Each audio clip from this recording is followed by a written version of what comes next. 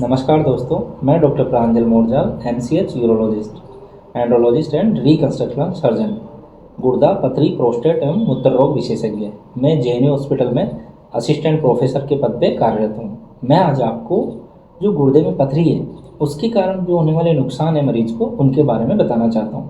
अगर मरीज को लंबे समय से गुर्दे और गुर्दे की नली में पथरी है तो उसके कारण मरीज के गुर्दे में मवाद पड़ सकती है, और अगर पेशेंट के गुर्दे में मवाद पड़ती है तो जिसके कारण मरीज का गुर्दा खराब हो सकता है। अतः आपसे यही रिक्वेस्ट है, अगर किसी भी पेशेंट को गुर्दा और गुर्दे की नली की पथरी है तो तुरंत प्रभाव से अपने नियर बाय में जो भी यूरोलॉजिस्ट है, गुर्दा, पथरी, मूत्र रोग विशेषज्ञ, उनसे संपर्क करें और देसी दवाओं के चक्कर में ना पड़े, कोई नीम हकीमों के चक्कर में नहीं पड़े, कोई जादू टोने के चक्कर में नहीं पड़े, अन्यथा आपका गुर्दा खराब हो सकता है।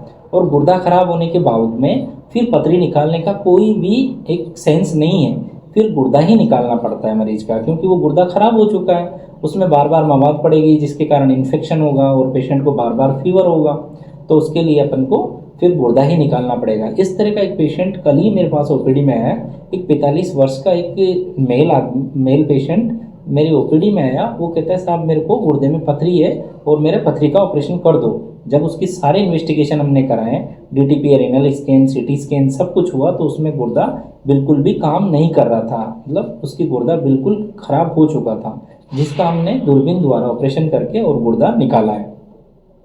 जो उसका गुर्दा निकाला है उसके ऑपरेशन की जो हमारे पास जो इमेजेस हैं वो हम आपको शेयर करेंगे।